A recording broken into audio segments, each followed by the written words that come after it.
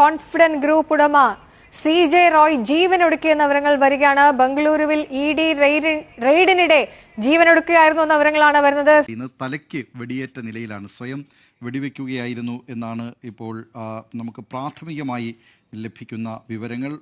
അതിപ്പം നമ്മൾ മനസ്സിലാക്കാൻ അവിടുത്തെ ജോലിക്കാരെ തന്നെ പറയുന്നു അദ്ദേഹത്തിനെ അറസ്റ്റ് ചെയ്യുന്ന ഒരു സാഹചര്യം വന്നപ്പം അദ്ദേഹത്തിന് പക്ഷെ ഒരു ഓഫീസിനകത്ത് തോക്കൊക്കെ വെച്ചോണ്ടിരിക്കേണ്ട കാര്യം എന്തുകൊണ്ട് എനിക്ക് മനസ്സിലായില്ല. അധിക സുഖങ്ങളെല്ലാം ഇന്ന് സ്വന്തമാക്കാൻ താങ്കളുടെ കയ്യിൽ കാശുണ്ട്, സന്തോഷം. അത് കാശ് കൊടുത്ത ചന്തയിൽ കിട്ടൂല.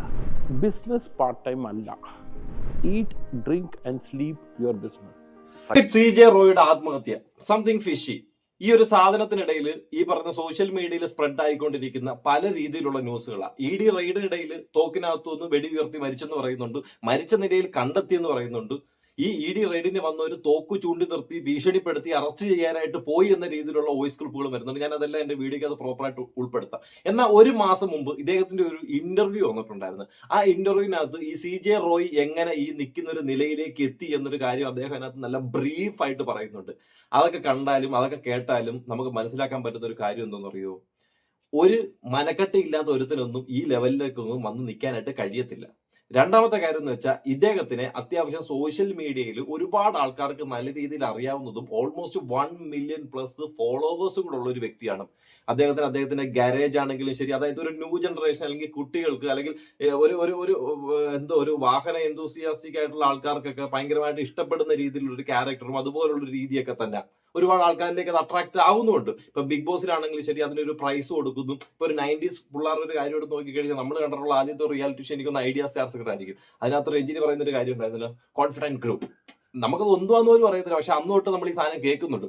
അപ്പോൾ ഓൾമോസ്റ്റ് സൗത്ത് ഇന്ത്യയിൽ വളരെയധികം സ്പ്രെഡ് ആയിട്ട് നടക്കുന്ന ഒരു കാര്യമാണ്. ഗവൺമെന്റ് നല്ല രീതിയിൽ വരുമാനം കിട്ടുന്ന ഒരു കാര്യമാണ്.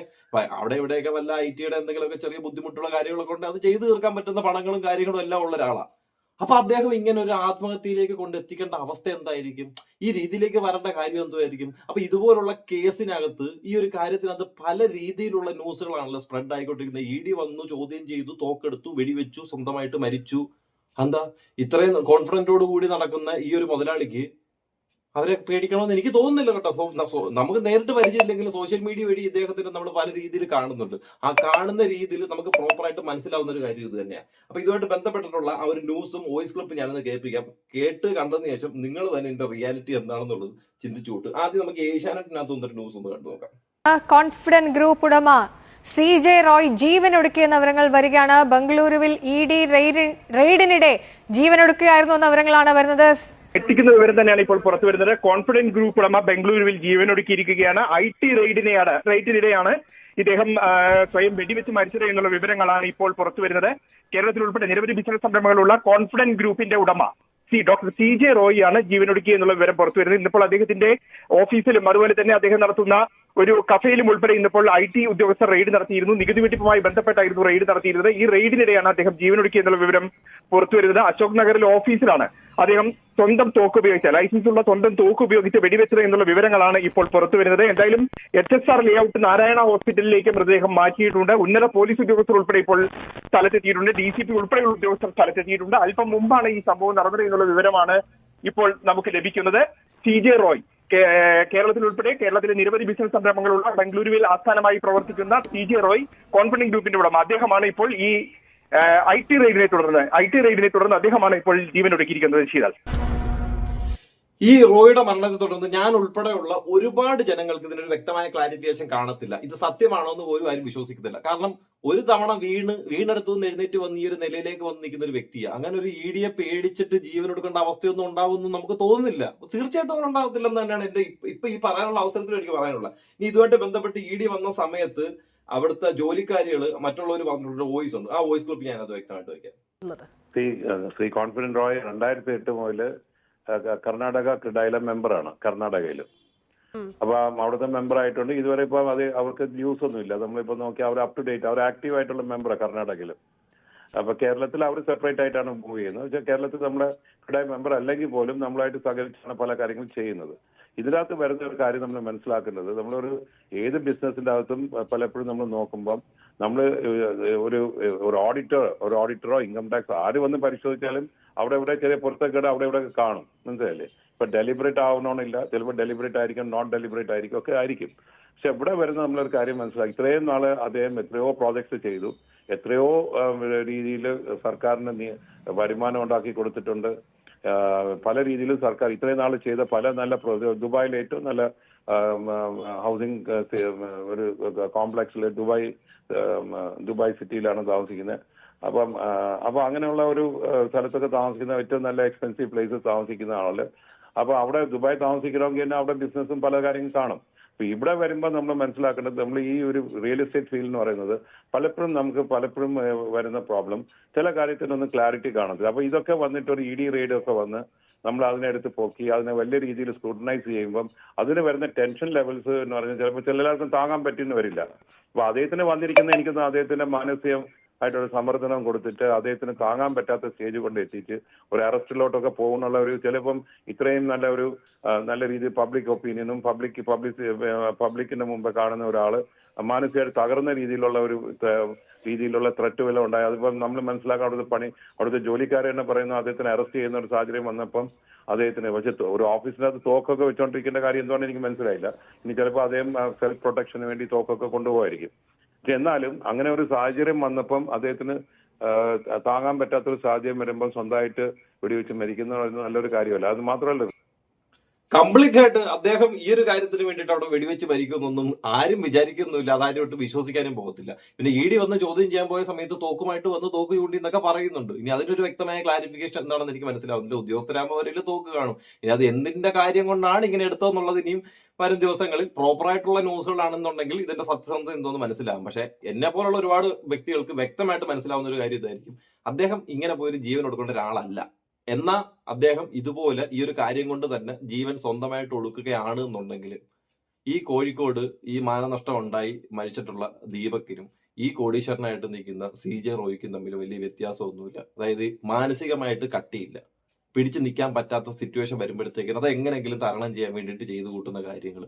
പക്ഷെ ഒരിക്കലും ഈ പുള്ളിക്കാരൻ നമ്മൾ അങ്ങനെ കാൽക്കുലേറ്റ് ചെയ്യത്തില്ല, അങ്ങനെ കാണത്തില്ല. കാരണം സോഷ്യൽ മീഡിയയിൽ എടുത്ത് നോക്കിയാലും എവിടെ നോക്കിയാലും അത്യാവശ്യം നല്ല രീതിയിൽ ആൾക്കാർക്ക് അറിയാൻ പറ്റുന്ന ഒരു ബ്ലഡി റിച്ച് മനുഷ്യനായിരുന്നു. ഒരു ഹേറ്റേഴ്സ് ഇല്ലാത്ത രീതിയിലുള്ള ഒരു ബ്ലഡി റിച്ച് ആയിരുന്നു സത്യം പറഞ്ഞാൽ. ഇപ്പൊ അനീഷിന് ഫ്ലാറ്റ് കിട്ടിയില്ലെങ്കിൽ പോലും അനീഷിന്റെ വീട്ടിലേക്കുള്ള ഒരുപാട് സാധനങ്ങൾ ബിഗ് ബോസ് ഫെയിം ആയിട്ടുള്ള കാര്യങ്ങൾ കൊടുക്കുന്നു, അതുമായിട്ട് ബന്ധപ്പെട്ട് എന്തൊക്കെയോ കാര്യങ്ങൾ ചെയ്തു കൊടുത്തില്ലേ. വന്ന് വീട്ടിലെ സാധനമല്ല, ഹെലികോപ്റ്റർ വന്ന് 10 ലക്ഷം രൂപയുടെ ചെക്കൊക്കെ കൊടുത്തിട്ട് പോയത്. അപ്പൊ ആ ഒരു കാര്യങ്ങളൊക്കെ ജനങ്ങൾക്കിടയിൽ ഒരുപാട് അക്സെപ്റ്റൻസ് ഉണ്ടാക്കിയിട്ടുണ്ട്. ഒരുപാട് ആൾക്കാർക്ക് ഇഷ്ടമായിരുന്നു ഇദ്ദേഹത്തെ ഇപ്പൊ എവിടെ ചെന്നാലും ഒരു സെലിബ്രേറ്റ് ചെയ്യപ്പെടുന്ന ഒരു വ്യക്തി, ഒരു സെലിബ്രിറ്റി ലെവലിൽ തന്നെ, കാരണം നല്ലൊരു ഫേസ് വാല്യൂ ഒക്കെ ഉള്ള ഒരാളാണ്. അപ്പൊ അങ്ങനെ ഒരു ഫേസ് വാല്യൂവിൽ നിൽക്കുന്ന ഒരു വ്യക്തി, ഇത്രയധികം ഫാൻസ് ഫോളോവേഴ്സ് ഒക്കെ ഉള്ള ഒരു വ്യക്തി ഈ ഒരു രീതിയിലൊക്കെ ചിന്തിച്ച് അത് എടുക്കുന്ന ആ ഒരു സമയം കൊണ്ട് അദ്ദേഹം ആ പടുത്ത് ഉയർത്തി കൊണ്ടുവന്നിട്ടുള്ള കോൺഫിഡന്റ് ഗ്രൂപ്പ് എന്ന് പറഞ്ഞ ആ ഒരു ഗ്രൂപ്പ്, അദ്ദേഹത്തിന്റെ ബിസിനസ് സംരംഭം, അത്രയും വലിയൊരു ഹ്യൂജ് മാർക്കറ്റ്, അതൊക്കെ ആ ഒരു നിമിഷം കൊണ്ടാണ് ഇട്ടിരുന്ന. ബാക്കി നിങ്ങൾ നോക്കിയോ, എന്റെ മോനും അമ്മയൊക്കെ ആയിട്ട് ബാക്കി നോക്കിയോ, ഞാനങ്ങ് പോവുക. ആ ഒരു രീതിയിലേക്കൊക്കെ ചിന്തിച്ച് ഈ ഒരു ED വന്ന് IT റെയ്ഡുമായിട്ട് ബന്ധപ്പെട്ട് കൂടിപ്പോയ കുറച്ചാൾ കിടക്കേണ്ടി വന്ന ആ ഒരു അങ്ങനെയൊക്കെ നിൽക്കേണ്ട, അങ്ങനെ അവസാനിപ്പിക്കുന്ന ഒരാളായിരിക്കുമോ? അങ്ങനെ മെന്റാലിറ്റിയുള്ള ഒരാളാണോ ഈ ഒരു ഇത്രയും വലിയൊരു സംരംഭമൊക്കെ എടുത്ത് മുന്നോട്ട് കൊണ്ടുവന്ന് കെൽപ്പോടുകൂടി കൊണ്ടുവരുന്നത്?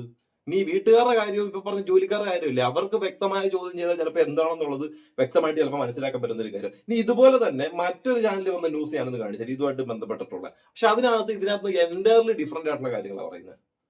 പ്രമുഖ റിയൽ എസ്റ്റേറ്റ് ഗ്രൂപ്പായ കോൺഫിഡന്റ് ഗ്രൂപ്പിന്റെ സ്ഥാപകനും ചെയർമാനുമായ CJ റോയിയെ ബംഗളൂരുവിലെ ഓഫീസിൽ ഇന്ന് മരിച്ച നിലയിൽ ഉച്ചയ്ക്ക് ശേഷമാണ് ഈ സംഭവം ഉണ്ടായിട്ടുള്ളതെന്നാണ് അറിയുന്നത്. തലയ്ക്ക് വെടിയേറ്റ നിലയിലാണ്, സ്വയം വെടിവെക്കുകയായിരുന്നു എന്നാണ് ഇപ്പോൾ നമുക്ക് പ്രാഥമികമായി ലഭിക്കുന്ന വിവരങ്ങൾ. ഈ വെടിയൊച്ച കേട്ട് ഓഫീസ് വളപ്പിനുള്ളിലെത്തിയ ജീവനക്കാരാണ് രക്തത്തിൽ കുളിച്ചു കിടക്കുന്ന CJ റോയിയെ കണ്ടത്. ഉടൻ തന്നെ HSR ലേഔട്ടിലെ നാരായണ ഹൃദയാലയ ആശുപത്രിയിൽ എത്തിച്ചു. പക്ഷേ ജീവൻ രക്ഷിക്കാനായില്ല. ആശുപത്രിയിൽ എത്തുന്നതിന് മുമ്പ് തന്നെ മരണം സംഭവിച്ചിരുന്നതായാണ് ഡോക്ടർമാർ അറിയിച്ചിട്ടുള്ളത്. ഇപ്പോൾ അതായത് ഒരു ന്യൂസിനകത്ത് നമ്മൾ കണ്ടപ്പോഴത്തേക്കിന് ED റെയ്ഡിനിടയിൽ അവര് തോക്കുമായിട്ട് വന്ന് നിന്ന് സംസാരിച്ച് ഭീഷണിപ്പെടുത്തിയപ്പോഴത്തേക്കിന് ഈ ഒരു സംഭവം പുള്ളി അറ്റൻഡ് ചെയ്തെന്നാണ് ഒരു ന്യൂസിനകത്ത് പറഞ്ഞത്. എന്നാൽ ഇതിനകത്ത് പറയുന്നത് വെടി വെച്ച് ആൾ അവിടെ കിടക്കുകയായിരുന്നു, മരിച്ചു കിടന്നൊരു വ്യക്തിയായിരുന്നത്. അപ്പൊ ഈ വെടി വെച്ചപ്പോഴത്തേന് അവിടെ താഴെയുള്ള ജോലിക്കാർ കേട്ടില്ല. അവര് പിന്നെ മേളിലേക്ക് വന്ന് നോക്കിയപ്പോഴാണ് വെടി വെച്ചിട്ട് ആൾ കിടക്കുന്നതായിട്ട് കാണാൻ സാധിച്ചത്. ഈ ഒരു ന്യൂസ് സ്പ്രെഡ് ആവുന്നതിനകത്ത് തന്നെ ഒരു 2 കാര്യങ്ങളാണ് വരുന്നത്. തുടക്കം തന്നെ 2 കാര്യങ്ങൾ വരുന്നത്. അപ്പൊ ഇതിനകത്ത് ശരി എന്തായിരിക്കും, എന്തുമായിരിക്കും നടന്നിരിക്കുന്നത്? ഒന്നും നമുക്ക് അസംഷനും എടുത്ത് പറയാൻ പറ്റത്തില്ല. പക്ഷെ ഇതിനകത്ത് എന്തോ സംതിങ് ഫിഷി ആയിട്ടുണ്ട്. ഇല്ലാന്നുണ്ടെങ്കിൽ ഇങ്ങനൊന്നും വരത്തില്ല. ഈ ഒരു ന്യൂസ് ഒന്നും ഈ രീതിയിൽ സ്പ്രെഡ് ആവത്തില്ല. അതിന് ഞാൻ ഇങ്ങനെ പറയാനുള്ളൊരു കാരണം ഇത് എന്റെ സ്വാർത്ഥ താല്പര്യം കൊണ്ടോ മറ്റതോ മറിച്ചതോ കൊണ്ടൊന്നും അല്ല. നിങ്ങൾ വേണമെങ്കിൽ അദ്ദേഹത്തിന്റെ ഒരു ഇന്റർവ്യൂ ഉണ്ട്, ഏകദേശം 1 മാസം മുമ്പ് ഇറങ്ങിയിട്ടുള്ള ഒരു ഇന്റർവ്യൂ ഉണ്ട്. ആ ഇന്റർവ്യൂവിന്റെ കുറച്ച് ഹൈലൈറ്റ് പോർഷൻ ഞാൻ അതിനകത്ത് വെക്കാം. അത് കണ്ടിട്ട് നിങ്ങൾ പറയണം ഇതുപോലെ കോൺഫിഡന്റ് ആയിട്ട് നിൽക്കുന്ന ഒരു കോൺഫിഡന്റ് ഗ്രൂപ്പിന്റെ ഓണർക്ക് ഇതുപോലുള്ള ഒരു പരിപാടി കാണിക്കേണ്ട ആവശ്യമുണ്ടോ എന്നുള്ളത്. ഭൗതിക സുഖങ്ങളെല്ലാം ഇന്ന് സ്വന്തമാക്കാൻ താങ്കളുടെ കയ്യിൽ കാശുണ്ട്, സന്തോഷം. അത് കാശ് കൊടുത്ത ചന്തയിൽ കിട്ടൂല. ബിസിനസ് പാർട്ട് ടൈം അല്ല. Eat, drink and sleep your business. Successful ആയ ഒരു ബിസിനസ് മാനാണ്, പക്ഷേ സിനിമയിൽ അത് പരാജയപ്പെട്ടോ പ്രൊഡ്യൂസ് ചെയ്തപ്പോൾ എന്നുള്ളൊരു തോന്നലുണ്ടായിട്ടുണ്ട്. അന്ന് രാത്രി ഞാനും ഭാര്യയും കൂടി ഡിസൈഡ് ചെയ്തു ഇത് വേണ്ട. ഇപ്പം നിങ്ങൾ പറയണില്ലേ team shares my dream. Sorry bro, team won't salary also. അതെ, when they get the salary on time they share your dream. പൊതുവെ പറയുന്നത് റിസ്ക് എടുത്തവൻ മാത്രമേ വിജയിക്കുള്ളൂ എന്നല്ലേ? റിസ്ക് എടുത്ത എല്ലാവരും വിജയിച്ചിട്ടുണ്ടോ? ഇല്ല. I will invest full amount in capital and start the business. അപ്പം ഞാൻ ചോദിക്കും നീ എങ്ങനെ salary? I will do business. Sorry brother. പണം സമ്പാദിക്കുക എന്നുള്ളതാണോ, ആ സമ്പാദിച്ച പണം കൈകാര്യം ചെയ്യുന്നതാണ് ഏറ്റവും വലിയ റിസ്ക്? പുള്ളിയാണ് എൻ്റെ കണ്ണ് തുറപ്പിച്ച ബിസിനസ്സിൽ. അപ്പോൾ പുള്ളി ആ പൊതി തുറന്ന് സ്വർണം, ഗോൾഡ്. കോൺഫിഡൻറ്റ് എന്നുള്ള പേര് വാഷ്റൂമിൽ ടോയ്ലറ്റിൽ ഇരിക്കുമ്പോഴാണ് ഈ പേര് കോയിൻ ചെയ്തത്. അതിൽ ഏറ്റവും പീസ്ഫുൾ സ്ഥലം. ജീവിതത്തിൽ വിജയിച്ച് വന്നിട്ട് ഇതുപോലൊരു ഇന്റർവ്യൂ കൊടുത്ത് അദ്ദേഹത്തിന്റെ കോൺഫിഡൻസ് എന്താണെന്ന് വ്യക്തമായിട്ട് കാണിച്ചിരിക്കുന്ന ഒരു വ്യക്തി അതിനകത്തൊരു കാര്യം പറയുന്നുണ്ട്. ഒരു സിനിമ പ്രൊഡ്യൂസ് ചെയ്തത് പൊട്ടിപ്പോയുള്ളൊരു കാര്യം. സിനിമ മറ്റേ കാസിനോവയായിരുന്നു. അത് പൊട്ടിപ്പോയതിനു ശേഷം ഇനി ഞാൻ സിനിമ പ്രൊഡ്യൂസ് ചെയ്തില്ല എന്ന് ഞാനും എന്റെ വൈഫും കൂടി ഇരുന്ന് തീരുമാനം എടുത്തത്.